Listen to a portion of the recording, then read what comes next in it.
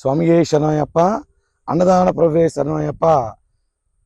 మన సుందరేశ్వర అయ్యప్ప స్వామి వారి ప్రతిష్ట ఈ నెల ఏప్రిల్ నెల 29వ తారీఖు రావడం జరిగింది. ఈ యొక్క ప్రతిష్టా మహోత్సవం సందర్భంగా స్వామివారి రూపకల్పనలో చాలామంది కూడా భాగస్వాములయ్యారు. దాని గురించి ప్రతిష్ట రోజు అందరికీ దర్శన భాగ్యం కలుగుతుందో లేదో అని చెప్పి ఈ రోజు నుంచి అంటే 18వ తారీఖు నుంచి కూడా శోభయాత్ర చేస్తున్నాం.